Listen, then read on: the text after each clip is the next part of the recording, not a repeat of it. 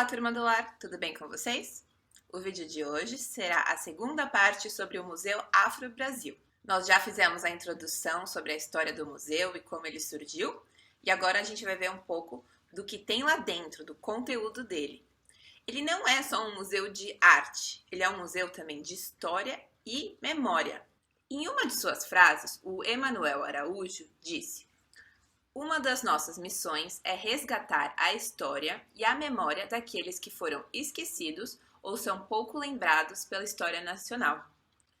Segundo ele, o objetivo do museu é o reconhecimento da grande importância da contribuição da população afrodescendente à cultura nacional. Ele está repleto de lembranças, de imagens de orgulho, sofrimento, conquista e muita competência dessa população que formou a nossa nação. Ele tem exposições temporárias, que vão mudando todos os anos, e um grande acervo, que é uma exposição permanente, que está lá o tempo inteiro.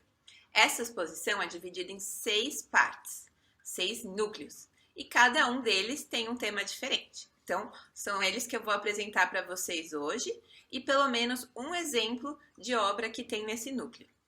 O primeiro núcleo se chama África, Diversidade e Permanência, onde podemos ver mais de 300 obras tradicionais de arte africana. A palavra diversidade é incluída, pois as obras vêm de dezenas de povos africanos diferentes, especialmente os povos que têm uma ligação com o Brasil devido à sua história, como os Yorubá, os Fon, Bini, Baolé, Yauré, Senufo, entre outros. Esta é uma saia envelope feita pelo povo Bakuba, da República Democrática do Congo. Eles usavam as folhas da ráfia, que é um tipo de palmeira originária da África, para criar os seus tecidos.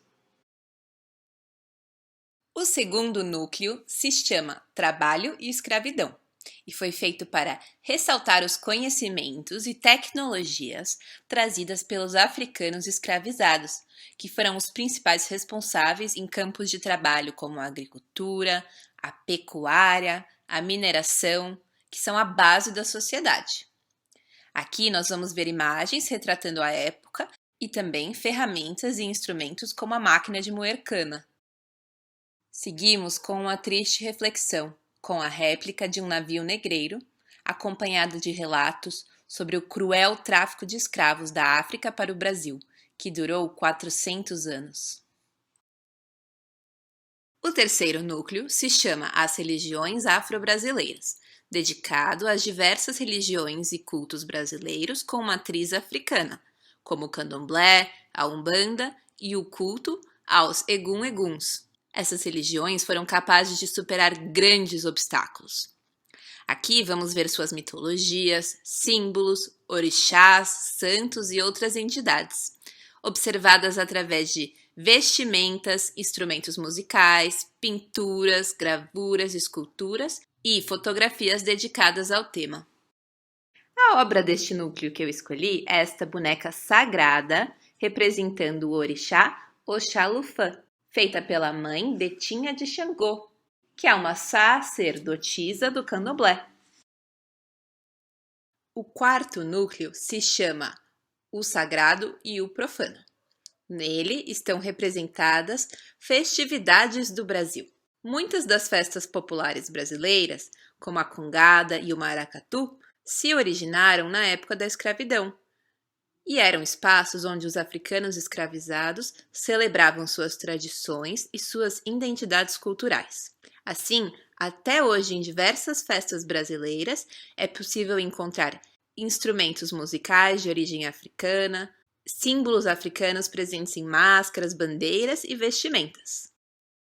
Aqui vemos uma vestimenta representando o caboclo de pena, feita pelo Maracatu Piaba de Ouro, de Pernambuco. O quinto núcleo, chamado História e Memória, é dedicado a importantes personalidades negras que se destacaram em diversas áreas do conhecimento, desde o período colonial até os dias de hoje.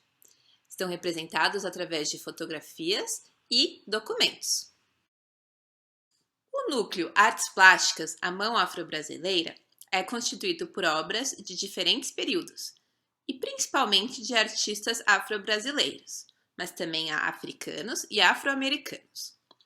Ele vai do barroco e rococó do século XIX à arte popular, moderna e contemporânea de hoje em dia, revelando o quanto a nossa arte se desenvolveu pelo talento e pelas mãos afro-brasileiras. A última obra que vamos ver hoje são essas esculturas feitas em madeira pelo artista Jorge dos Anjos. Então, pessoal, isso foi só um pouquinho dessa quantidade enorme de conteúdo, de obras, de arte incríveis que tem no Museu Afro-Brasil. Infelizmente, não tem nem como a gente ver tudo que tem lá em um só vídeo. O importante é que a gente tente visitar um dia. Mas, enquanto não podemos, existe um site do Google sobre o museu. Eu vou colocar ele aqui no link e nele é possível fazer uma visita virtual ao museu.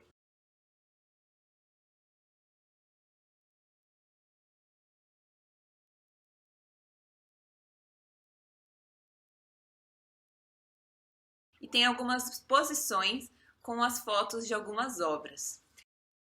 Tem como você andar pelos diferentes pisos do museu, como se você estivesse lá dentro mesmo. Então eu vou convidar quem puder acessar esse site para entrar lá, dar uma explorada. Você pode escolher uma obra que te interessou, você pode fazer um desenho de observação dela, você pode pesquisar mais sobre a origem dela, você pode descobrir que ano que ela foi feita, escrever um pouco sobre o que você achou dessa obra e compartilhar com a gente. Isso é um jeito muito legal da gente começar a se aproximar desse conteúdo do museu. Espero que vocês gostem e até a semana que vem. Tchau, pessoal!